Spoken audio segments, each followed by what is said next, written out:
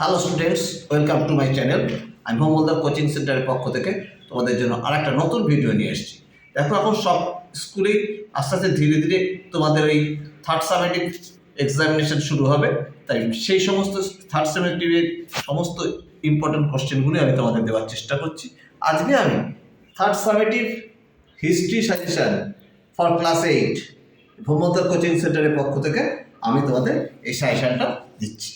দেখো, 1 নম্বরের প্রশ্ন কিন্তু সমস্ত প্রশ্ন উত্তর পড়তে হয়। 1 নম্বর বই খুঁটে খুঁটে সমস্ত শর্ট কোশ্চেন পড়বে। শর্ট কোশ্চেন তো ইম্পর্টেন্স দেওয়া যায় না, শর্ট কোশ্চেন সমস্ত কিছু পড়বে।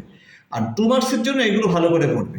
1784 খ্রিস্টাব্দে পিটের ভারত শাসন আইন কি? নরমপন্থী কাদের বলা হতো?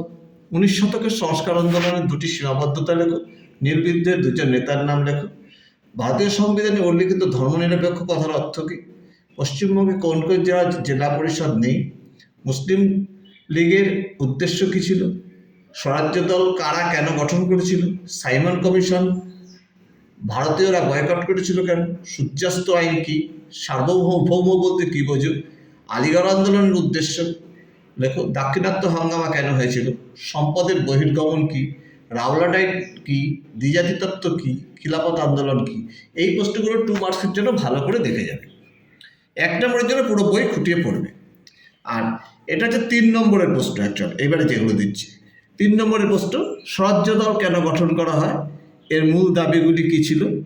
কাকরি ষড়যন্ত্র মামলা সম্পর্কে লেখো।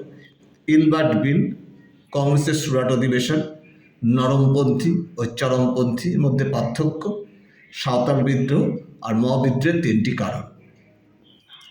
এগুলো 5 বা 6 বা কোনো স্কুলে 8ও দিতে পারে পরেরগুলো। এগুলো ভালো করে পড়ে যাবে। স্বদেশী আন্দোলন সম্পর্কে লেখো। ভারত ছাড়ো আন্দোলন সম্পর্কে লেখো। চৌরি চৌরা ঘটনা সম্পর্কে লেখো। নৌ বিদ্রোহের কারণ ও গুরুত্ব লেখো। নেতাজি সুভাষচন্দ্র বসু ও আজাদের ফৌজের অবদান লেখো ভারতের স্বাধীনতার ইতিহাসে। মুসলিম সমাজের আধুনিকীকরণে সৈয়দ আহমেদের ভূমিকা লেখো। আর বিনয় বাদল দীনেশের ভূমিকা আর জালিয়ানওয়ালাবাগের হত্যাকাণ্ড সম্পর্কে লেখো। এই প্রশ্নগুলো যদি তুমি ভালো করে পড়ে যাও, তুমি ক্লাস 8-এর সমস্ত প্রশ্ন উত্তরে তুমি অ্যাটেম্প করতে পারবে। তোমরা ভালো করে বইটা ফুটে ফুটে পড়ো, তোমরা খুবই ভালো নম্বর করবে এই আশা আমি রাখি। তোমাদের জন্য আমার শুভেচ্ছা রইল। আগামী দিনে আরও ভালো ভিডিও আসবো।